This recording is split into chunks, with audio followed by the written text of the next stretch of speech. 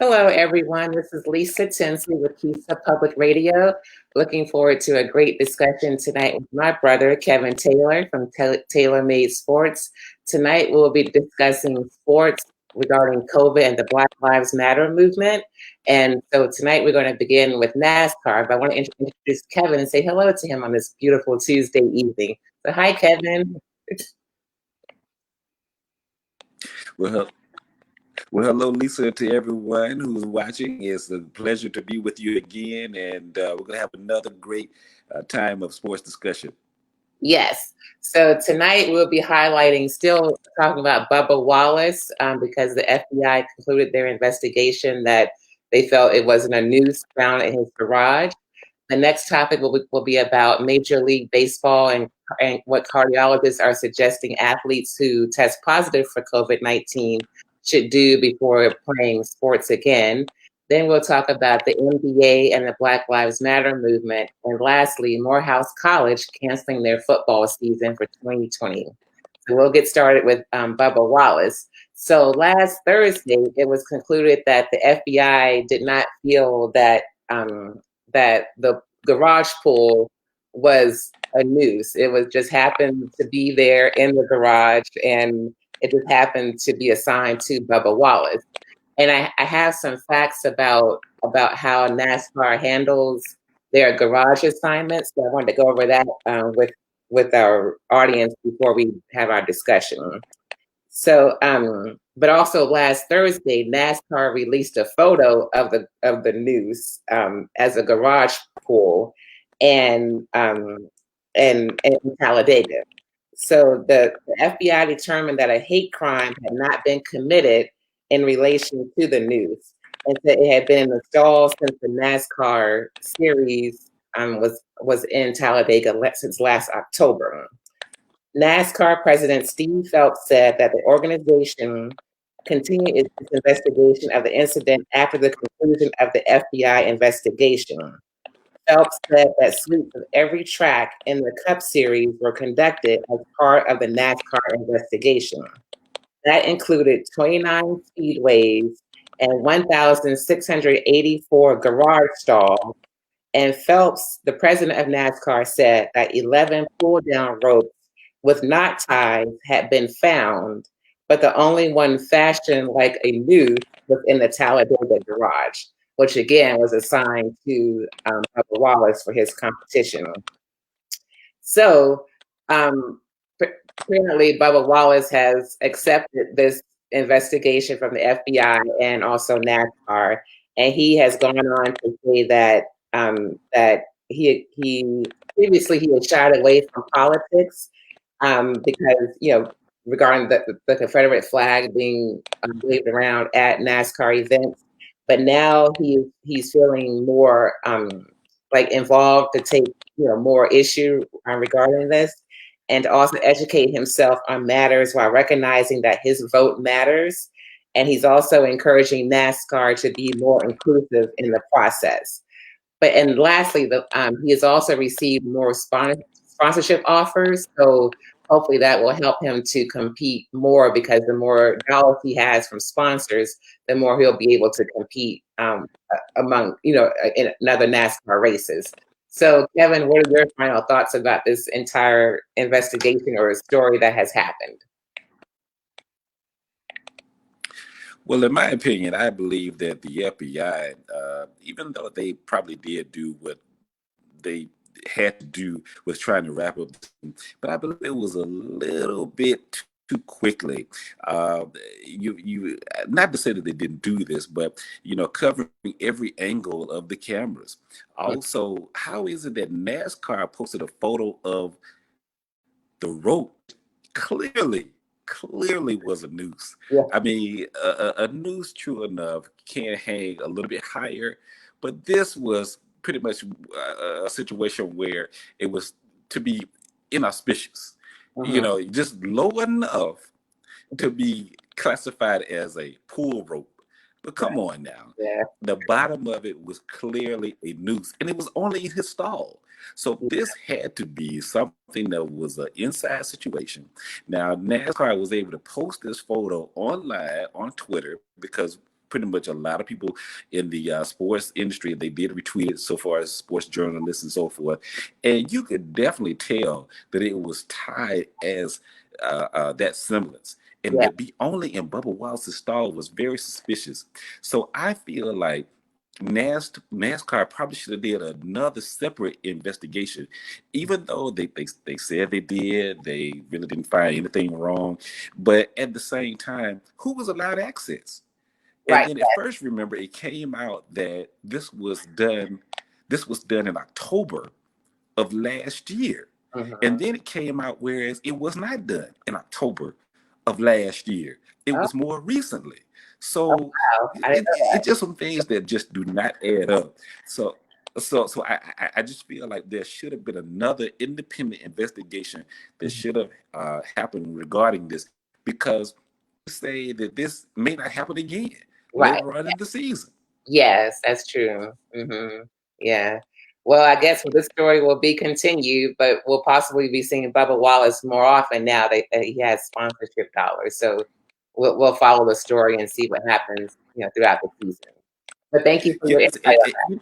Yeah. You know, a good thing is that he won't let this stop him. And of course, he was very moved by the show of support. You've got other fans now that are minorities who are coming out to races because NASCAR is allowing just a few fans in the stands. So, if anything, it was more of a rallying cry for him. But at the same time, I still feel like NASCAR, even though they didn't find any wrongdoing, they still, at the end of the day, supported him in the situation. The Yeah. driver supported him, and also the league. We've seen in other sports leagues where, hey, something is reported. I wouldn't say it's swept under the rug, but you may hear of it for maybe a day or two, at the most maybe a week, and then it kind of goes away. But in Right. this situation, they supported him. They did an investigation. The driver supported him as well. So it's not like the whoever did this was in the majority. So they definitely were in the minority. But hopefully it will not happen again. And at the same time, maybe it can fuel that fire within him to win some upcoming races and prove everybody, hey, his movement, what he's trying to do with changes in NASCAR, be more inclusive, will not stop. Exactly. Yes. Very good. Well, thank you, Kevin. That was awesome. So now we're looking. Tomorrow is July 1st. It's also Kevin's birthday, but we'll celebrate his birthday tomorrow. But July 1st is the start of spring training for Major Thank League you. Baseball. You're welcome. But for Major League Baseball. So what do you do when the majority of the country now is seeing an increase in COVID cases, and you're about to start Major League Baseball spring training with games starting later on in July, and increase in cases? Athletes will be going from their home stadium to other stadiums, so they'll be traveling. How in the world is this going to happen? So I wanted to give you some background information about what the Major League Baseball team is doing, or group, I'm sorry, league, is doing to prepare for this time that we're in with spring training and starting a professional baseball season. Now, so spring training starts July 1st and the season starts July 23rd. And as far as their comeback, they're not the only league that's coming back, because Women's Soccer League is also starting. They started this past weekend on CBS, and then the NBA is scheduled to still start in Orlando at the end of July. Now, the NBA and MLS are looking to just put in a bubble in the Orlando area, while I said previously the Major League Baseball League is looking to travel for their games.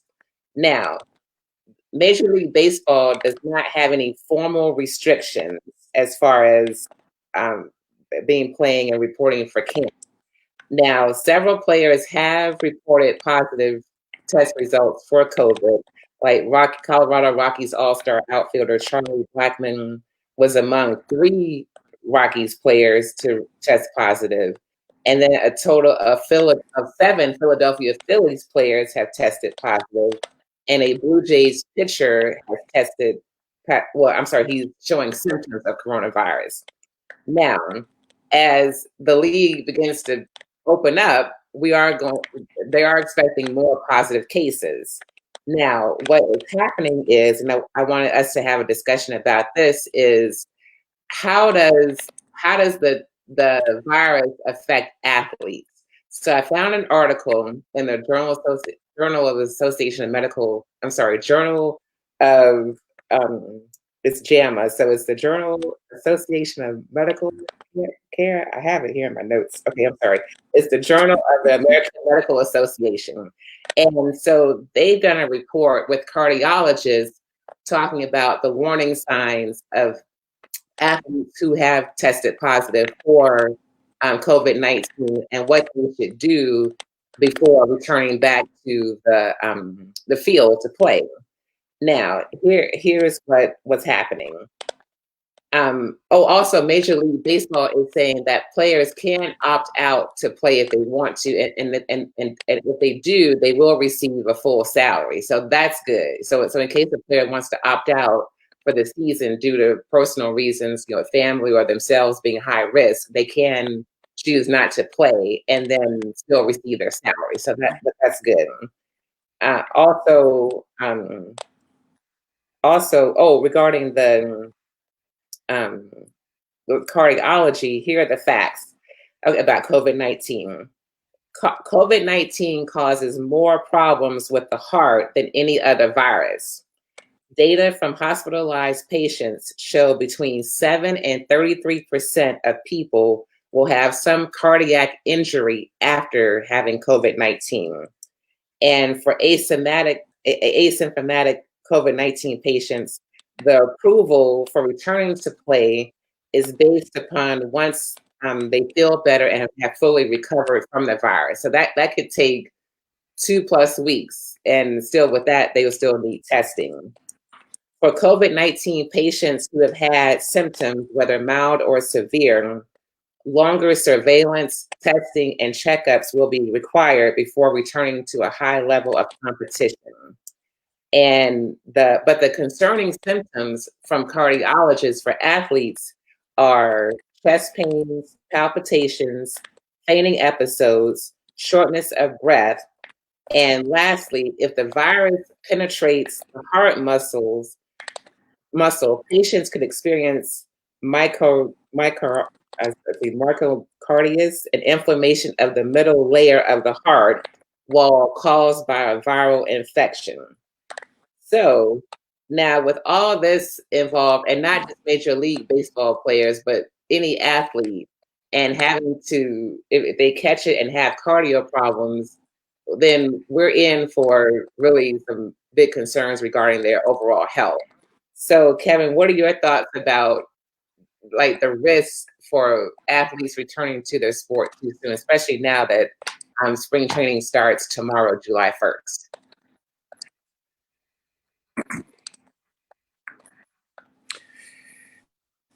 Well, it's very concerning. Mm-hmm. Very concerning. Especially in soccer. And because you're running up and down the field at a very fast pace. Mm-hmm. And of course, soccer is, even though it's 90 minutes, but if anybody has watched soccer, but for those who have not watched soccer, you don't have timeouts. Right. Yes. It's not like a football game where the, the coach calls timeout, or you have a pitching change like in baseball, or of course basketball you call timeout. But it's nonstop. Right. If someone goes down, they may stop play for about a minute or two, but then they'll add more time on the clock for that particular half. Mm-hmm. But there are guys who literally play the entire game. Yeah. And we've had instances where here in Atlanta, that Atlanta United players have tested positive. On local news stations here, the goalkeeper, Brad Guzan, very popular team captain, has expressed his concern. And he has to play the whole game. Wow. So he has to basically be alert as well as be active the entire match. That's actually what they call them in soccer, matches. Okay. They don't call them games, but they call them matches. Okay. But Sorry. I'm it's learning. very it's very alarming. Mhm. And I even go one step further. The mental aspect of this situation as well, because just like with Brad Guzan, he not only expressed the mental situation of, well, of course, all it takes is one person. Mhm. Well, if one person gets infected and then you're around that team, then your whole team or a couple of players or whomever may have to isolate. But Mhm. then if that person has come in contact unknowingly with that person and they've taken it back to their family, after this tournament goes on, then see that's very concerning. So Mhm. yes, it will also affect them physically from the lingering effect, possibly. Mhm. But at the same time, it has really not been determined yet. Now, we do know that Rudy Gobert, you and I discussed this as well. Now, he still has said that he does not have a sense of smell. Oh, But right. so far as his athletic ability, Mhm. that really hasn't been mentioned. Okay. Not too many other players either. Mhm. But now from the mental aspect, a lot of players are really feeling like, hey, if I get this virus and I take it back home to my family, that is what's most concerning. But it's just a bad situation all around. Let me kind of expound on that. You have states, of course, Florida, Texas, California, just to name a few, Mhm. that have cases surging daily, even here in Georgia, Right. surging daily. And now, where's the NBA going? Mhm. Orlando. Yes. Where is that tournament? The MLS is back tournament. Orlando. Mhm. Yes, the Braves will be starting their spring training in Cobb County, and I think a few players will be going over to Gwinnett, but I think the majority of them will be in Cobb County. Mhm. But at the same time, the travel aspect of this during the month of July is very, very discerning Mhm. because you're pretty much going to be playing teams in your division.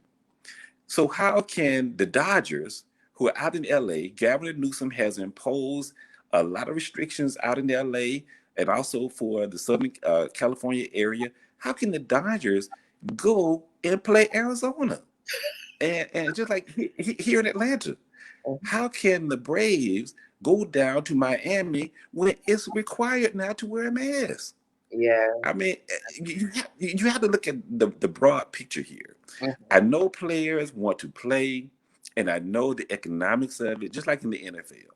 Mhm. It is going to almost be disastrous for these training camps to start because they want to start the training camps on time. It Right. is going to be almost disastrous for these camps to start, even though they're doing testing. But at the same time, you just don't know who's been where. They've also asked for players not to do voluntary workouts. But the face of the NFL, Tom Brady, has said, has went against it. He's holding voluntary workouts. Mhm. So until the virus is more contained, you have to just still put sports on pause. And I'll finish it with this.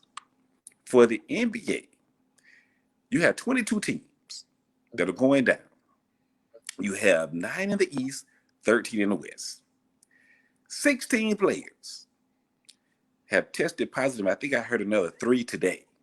Wow. So this you just cannot keep going in this matter. It's Yeah. better to stop Mhm. before you start than to start and then have to stop. Yes, that's a good way to end it. Yes, that's a very good point. Well, thank you for sharing that. So we appreciate that. Speaking of the NBA, we're going to go into now that they're starting in the end of July, that they will be able to wear jerseys that help that you promote Black Lives Matter or other social justice issues. So, Oklahoma City Thunder guard Chris Paul, who is an awesome player, is the president of the National Basketball Players Association. And he recently told the Undefeated on ESPN that the Players Union and the league will collaborate to allow players to wear jerseys with personalized social justice, social cause, or charity messages on the backs instead of their last names during the upcoming restart of the NBA season. The personalized statements on jerseys are part of a long list of social justice messages the players plan to make through the remainder of the season, which starts on July 30th in Orlando, Florida. The NBA and the NBPA, the Players Association, announced an agreement on Wednesday, well, actually last Wednesday, to continue to discuss fighting systemic racism and to make it one of the main focuses of the restart of the NBA season. So, personalized jerseys can have Black Lives Matter or I Can't Breathe. And also, the NBA will support more charitable causes during this time.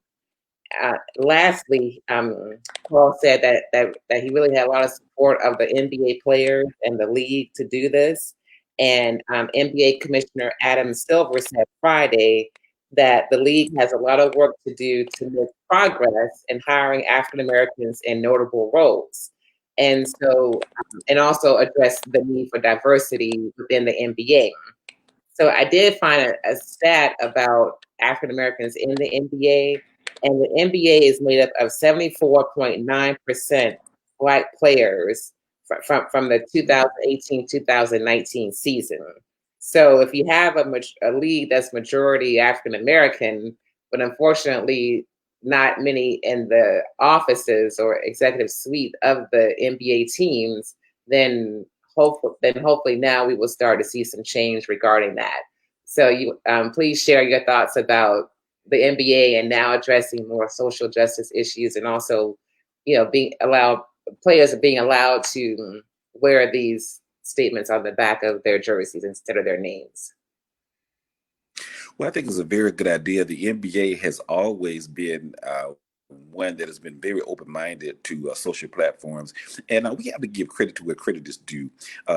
David Stern, when he was the NBA commissioner, he really took the league to a totally different level, not just from the economics of it, but also catering to the demographics of those who watch the game. And of course, when the game was pretty much at its height in the late 80s, early 90s. I mean, it's still at its height now, but when you had like Michael Jordan, Patrick Ewing, Akeem Olajuwon, of course, here in Atlanta, Dominique Wilkins, but it just really took off to another level, and it's still that way today. And we see protests not just here in our country, but all over the world. So this will still bring awareness of the social issues, as well as a lot of people were thinking that when sports starts back then, the protests or the news of the protests or the movement would die down. So with this platform, it keeps that movement and the name relevant, and also it will let players know to the public that they are still supporting these social issues that are still occurring today. So I think it's a good move, and also the WNBA they'll be involved with this as well. So it's good that the sisters to the brothers will be getting in on this also. Yes.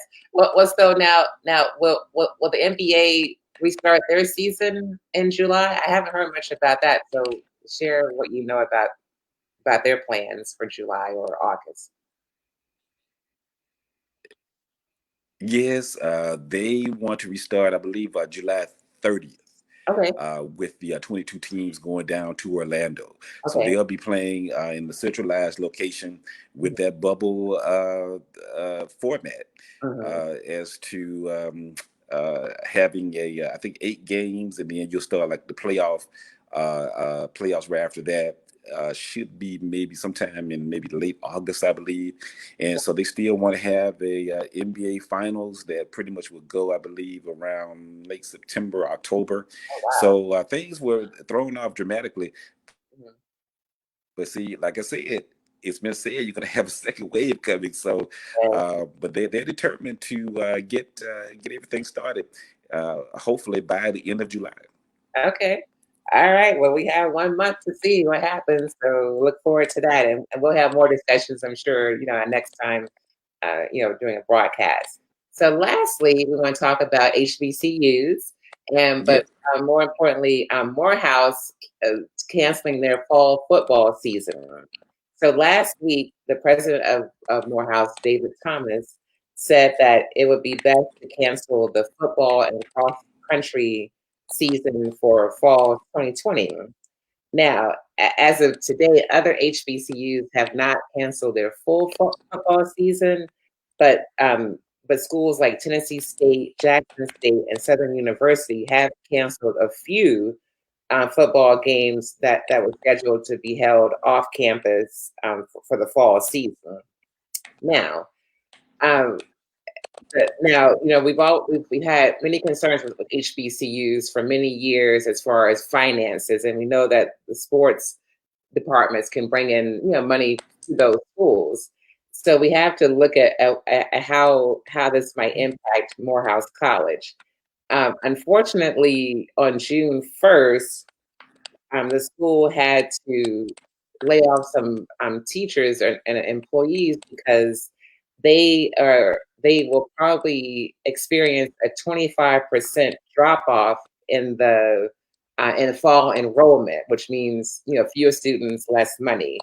But on June 1st, they laid off 13 employees, had 54 employees who had 2-month furloughs, and then 194 employees had pay cuts. So that's a little background information as far as how Morehouse is, going through this pandemic financially. So, Kevin, do you think more HBCUs will follow this decision of Morehouse to cancel the full football season for 2020?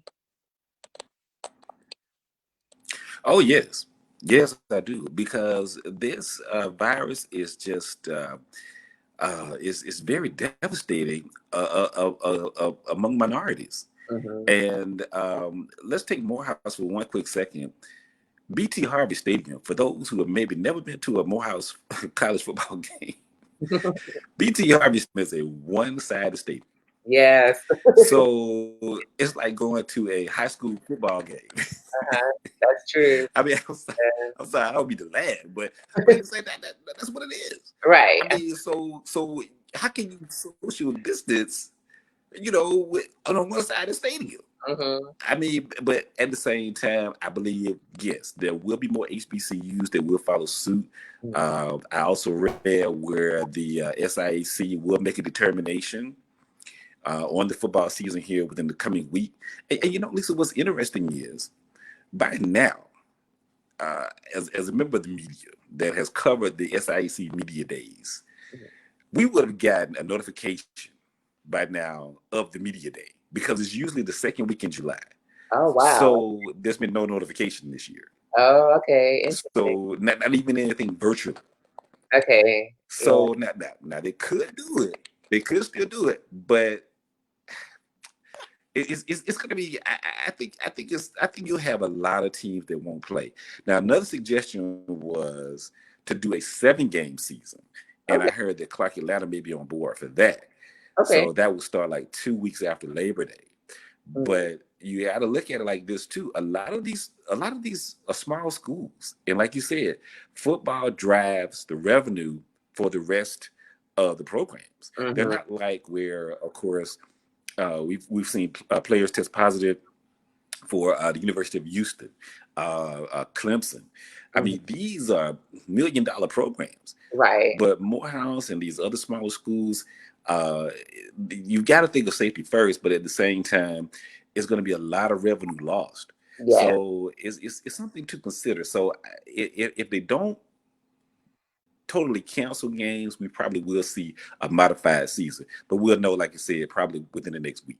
Okay, good. Okay, awesome.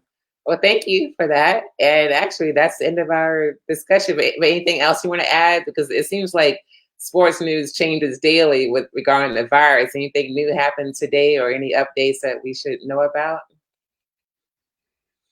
Well, it's funny you mentioned that because the Surgeon General, Jerome Adams, he actually mentioned in the coronavirus press briefing, he mentioned about if you want to see college football Mhm. this season, wear a mask.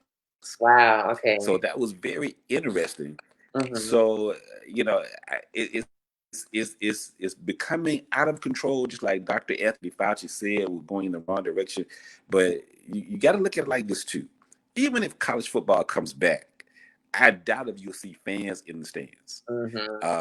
You can feel the 80,000 stadium. I mean, we talked about BT Harvey Stadium, but you just still cannot feel a 80,000 seat stadium and Right. expect for the virus to be contained. Exactly. So if you want if you want college football, you more than likely going to have to watch it on TV, and that's going to be the only alternative. At least you have something, but that's according to the Surgeon General. So I'll keep everyone abreast on my social media pages, Facebook, Twitter, and Instagram at Kevin Taylor 98, and hopefully, with prayer, the virus will be contained, and everyone will stay safe and do their part and wear a mask. Excellent. Very good PSA, Kevin. That's awesome. Yes. Wear a mask. Well, we'll close out this evening. We want to thank everyone that has tuned in, and we will continue this like every other week. So we have a good discussion, and now that it's constantly changing, I'm sure by the middle of July we'll have more updates regarding Major League Baseball, the NBA, and then possibly more about the NFL returning in August and early September as well. And I want to wish Kevin an early happy birthday. So happy birthday, Kevin, to my wonderful brother. And we appreciate you tuning in, and thank you for your support as always. Bye, Kevin. Hey, hey, thank you. You know I love you. I All love right, we'll talk to you in 2 weeks. you. Bye All right. bye. Thank you. Bye bye.